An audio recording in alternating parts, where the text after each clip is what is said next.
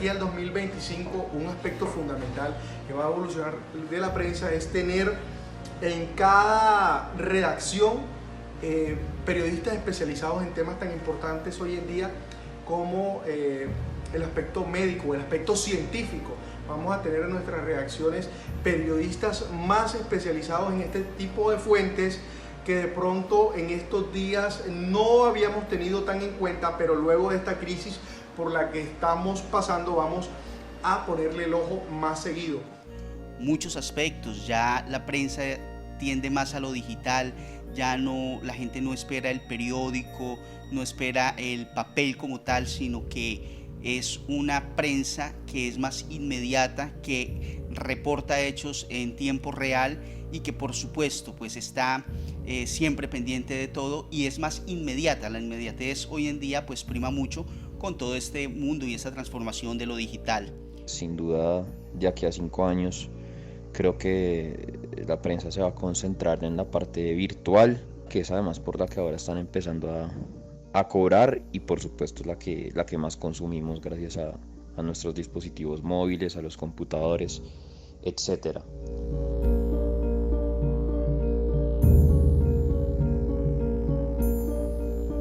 La prensa en el año 2025 se va a fortalecer más en el uso de la tecnología. Eso va a ser imprescindible en los medios de comunicación como la prensa escrita.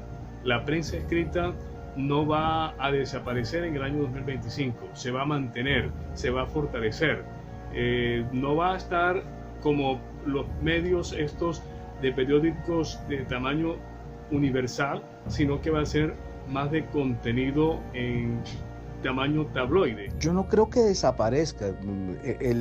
Desde hace muchos años se viene hablando de la desaparición de los medios en papel, pero sí van a ir perdiendo cada vez más terreno. Es indudable que primero pues los costos, lo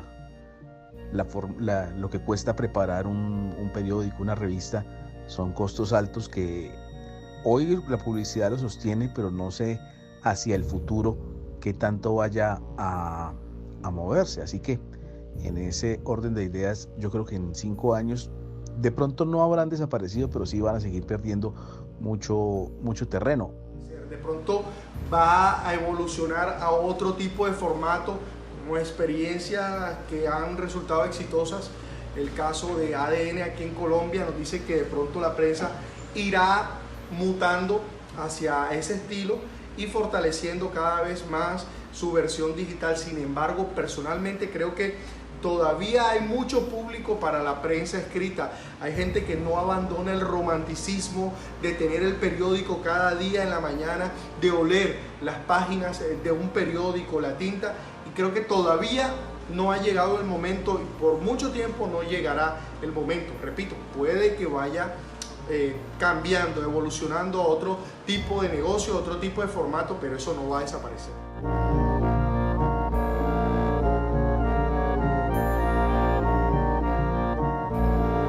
Para mí, el hecho de que sea la prensa la que primero tuvo que transformarse digitalmente es al contrario. Yo creo que es una ventaja que le tomaron a medios, y estoy hablando, por ejemplo, de Colombia. O sea, al ser el medio de comunicación más afectado o el formato más afectado en esa transformación digital, creo que tuvieron que empezar a moverse más rápido.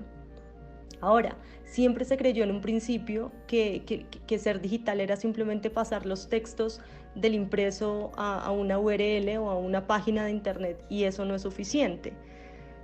¿Qué es o cuál es el llamado? ¿Qué es lo que debería hacerse? O sea, día a día se tiene que redefinir la manera de contar historias, no solo en el entorno digital. ¿Qué aspectos diferencian a la prensa de otros medios? El rigor periodístico, como les decía, pero el gran capital de la prensa en particular es la credibilidad. Otro aspecto, la profundidad y el análisis con especialistas en temas del día a día, con temas exclusivos, con sus crónicas, con sus reportajes y sus entrevistas, que es la diferencia de otros medios de comunicación. Se diferencia en que la prensa escrita es más analítica y más investigativa, mientras que la radio y la televisión es más informática y recreativa y tienen una audiencia específica. Si la prensa quiere perdurar hasta el 2025 o más allá, tiene que someterse a los cambios permanentes de la evolución tecnológica que avanzan día a día a una velocidad asombrosa.